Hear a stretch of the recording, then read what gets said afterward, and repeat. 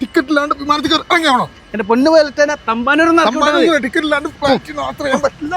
നമ്മുടെ കട്ടപ്പനയിൽ മലയുടെ മുകളിൽ എയർ ഇന്ത്യയുടെ ഒരു ഫ്ലൈറ്റ് ലാൻഡ് ചെയ്തിട്ടുണ്ട്. ഒറ്റ നോട്ടത്തിൽ ഒരു ഫ്ലൈറ്റ് ലാൻഡ് ചെയ്തതാണെന്ന് തോന്നുമെങ്കിലും ഇത് സിമന്റ് കൊണ്ട് പണിത ഒരു വീടാണ്. ഇനി നമുക്ക് ഫ്ലൈറ്റിന്റെ അകത്തൊന്ന് കയറി നോക്കിയാലോ.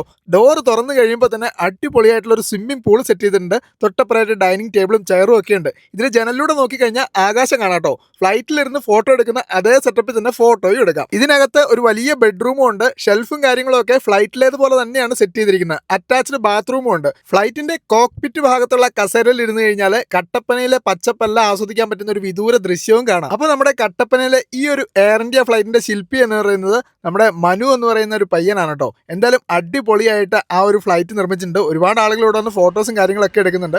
കട്ടപ്പനയിലെ ലബ്ബക്കടയിലാണ് ഈ ഒരു എയർ ഇന്ത്യ ഫ്ലൈറ്റ് ഇപ്പോൾ സ്റ്റോപ്പ് ചെയ്തിരിക്കുന്നത്.